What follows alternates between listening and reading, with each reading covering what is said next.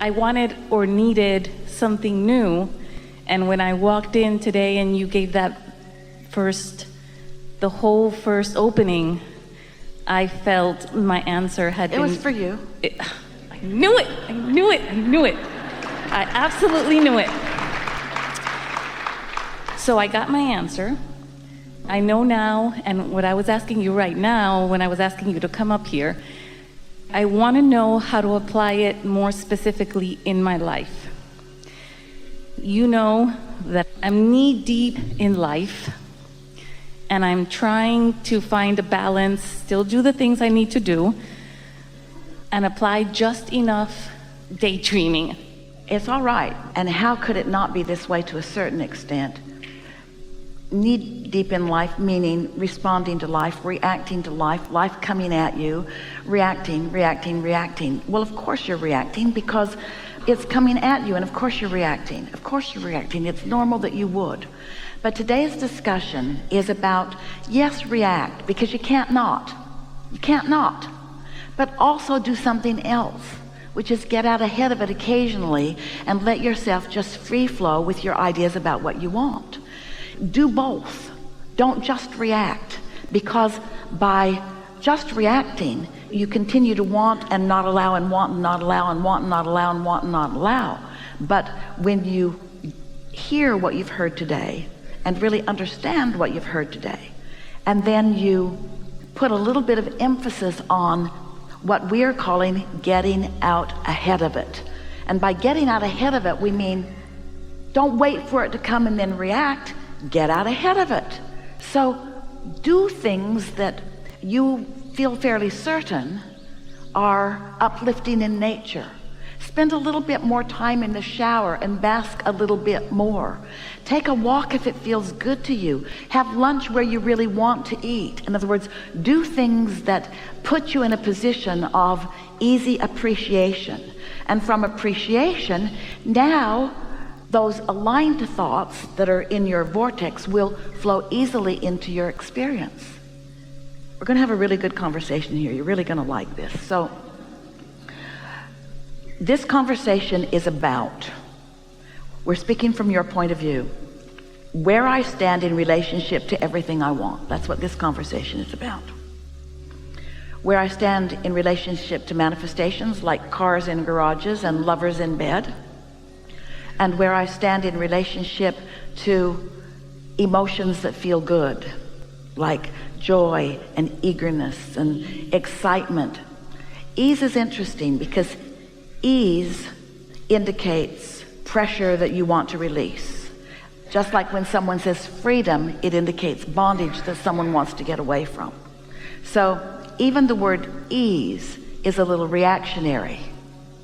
You see what we're getting at? So this must feel very complicated because I am where I am, and how do I get to a better place? Well, by moving more in the direction of what you do want and less in the direction of what you don't want. So how do I feel better? By thinking more thoughts from the vantage point that my inner being thinks them, and thinking fewer thoughts from a place of separation from my inner being. I stand here as a vibrational offerer. That's what you could all say about yourself all the time. And my vibration is a mix of stuff. It's about things that I believe and things that I observe. It's a vibration that I continue to offer. It has a direction. It has a momentum. It varies. How can I do a more productive, effective, good-feeling job of contouring my vibration? First, by acknowledging that I do vibrate. Second, by acknowledging that I offer a vibration because of my thoughts. Third, by acknowledging, since I vibrate and offer my vibration because of my thoughts, I can direct my thoughts. Next, by acknowledging that I can choose better feeling thoughts or worse feeling thoughts, and the more I choose better feeling thoughts, the more the momentum goes that way. So it really is about just thought by thought, deciding which direction I want to be more dominant. You're following? So we talk to you over time by encouraging you to choose better feeling thoughts. In other words, revenge feels way better than depression, and anger feels way better than fear, and blame feels a little better than guilt. These are subtle changes in your vibration that if you were on top of it, and if you understood the principle of resistance and releasing resistance, then it would be easy for you, thought by thought, to just choose better feeling things. But if life is coming at you and you are reacting to life, then your life feels out of control and you get knee deep in a dominance of unwanted things. Yes? Yes. So how do you get out ahead of it? Well, maybe something can break the cycle. Maybe someone could swoop into your life with such clarity and passion that you could observe them for a while and you might feel a little better as you develop dependency upon them, which isn't a good idea. Or maybe you can get a little more rest and take it a little easier, which would give you a little more physical stamina and a little greater resolve to reach for better feeling thoughts. You could meditate every day, which would quiet your mind and actually stop all of that resistant vibration, which would give you an opportunity to get out ahead of it. Just something to sort of break the cycle. Now we're going to demonstrate something that works, but it's doing it the hard way.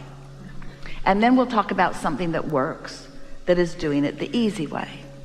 And maybe the hard way seems like the right way to you. We think the easy way is a better choice, but that's just us. We're resistance free. So Esther is in a new house and she has a new washer and dryer, and the week that she moved in, which was right before Christmas, the washing machine gave her an air code and it locked the door and she couldn't get anything out of it. So she Googled what the air code meant and it looked really complicated. So she called the people that she had purchased it from, and they put her on a long list of waiting. Her clothes were going to be held captive for about 6 or 7 days, it appeared. So she just monkeyed around with it, and somehow the door opened and she got her clothes out, and then it sort of like fixed itself for a while.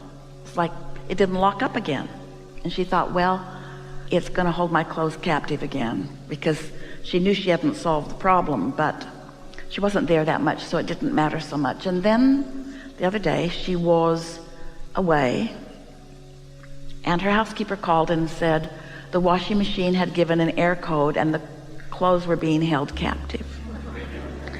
So Esther said, I'll be home in a couple of days and we'll figure it out. So the man from the builder came over and played with it and couldn't figure it out. And then he called the same people that Esther had called before, who put her on the waiting list of 9 days of clothes held captive. And as Esther is listening, she can feel herself all tightening up, because they bought a lot of appliances from these people and they shouldn't be holding their clothes captive, and somebody should care more about these clothes being held captive, and it should go to a higher priority. And don't they know who Esther is? Someone who is really, really busy, who doesn't have time for her clothes to be held captive. And so Esther got herself worked into quite a little silent fit. She didn't want to misbehave in front of her contractor, but she sort of wanted to kill somebody. And he was the only one in the room, and he felt fear.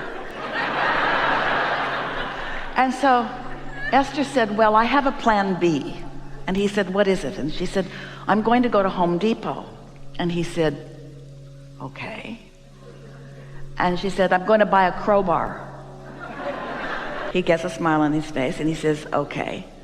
And I'm going to pry the door open and get my clothes out. And now he's really smiling because he believes her. And then I'm going to call someone and say, can you please come and get this pile of metal and haul it to the dump. And then I'm going to call somebody else and say, will you bring that shiny, bright new washing machine over and deliver it? And she said, and I'm going to do all of that today. And now they're laughing because it's a ridiculous story, but it was shiny and bright. It felt like freedom. It felt like the bondage had lifted. In other words, it was a ridiculous plan, but it was a plan. And she no longer felt bound and held captive by people who don't care. And now she's really laughing, and so is her contractor. And now they're laughing. Which pile is she in? And then she looked at her washing machine. It's a Maytag. And she said, oh, you know what? The Maytag repairman is just waiting for someone to call because he has nothing to do. And the contractor laughed and said, that's right. So Esther Googled Maytag repairman, and he was just sitting there with nothing to do. He said, I'll be right there. He came over. He said, this is a known issue that we have with this particular model. He fixed it. Her clothes were not held captive, and she lived happily ever after. So what's that about? Now, Esther's unique in that Esther does not want to be mad, even when she knows she's perfectly justified in being mad. And so she was guided, even though it was not easy, to a stream of thoughts that led her to an idea that she couldn't find before. She could not find that idea before until she got into a place of comedy. Isn't that a really logical idea? She couldn't find it. Her contractor couldn't find it. Nobody could find that idea until they brought levity to it. So this is a demonstration of no longer wrestling into the ground and killing it and trying to fix what's broken. Instead, getting it into a clear place where you're laughing, where the ideas always are. Fun is where the ideas are. Laughter is where the ideas are. Love is where the ideas are. Appreciation is where the ideas are. The cooperative components are in the good feeling emotion places, you see. But when you're working so hard that you don't allow yourself to feel the momentum of feeling good, for Esther, she mostly feels good unless something happens. She feels great as long as life is perfect. But then she is like you. She reacts. She reacts to what's happening. And what you want to do is start noticing your reactions and see what they get you. Notice when your reaction is one of anger and see where it gets you. Notice how long you can hold yourself in a holding pattern of no help, so that it just feels harder and harder and harder until you get yourself in such a muddle that you can hardly even go out your door and get down the street because things feel too complicated for you. Or notice how with levity and fun, all things feel possible. This is the conversation that we want to have here today. All things are possible, but you have to get into the all things are possible pile. And the all things are possible pile is right there for you to choose from. It's just that you can't jump from one pile to the other. But knowing that both piles exist, and knowing which pile your inner being's in, and being willing to separate yourself through meditation. You see, Esther's inner being, because she can see that cone of light no matter what, so to speak, she was able to let us lead her into the idea of the crowbar. It's a great idea. It's just a great idea. She would have been able to get her clothes out. The washing machine would not have ever been the same again, and it would have required a truck to haul it away, which was the next logical step, and so forth. But your inner being can lead you from wherever you are out into the light, or you might already be standing out in the field in the light. You see what we're getting at? There's nothing serious going on and nothing to worry about, and you're not deep in anything except potential and possibility and ideas.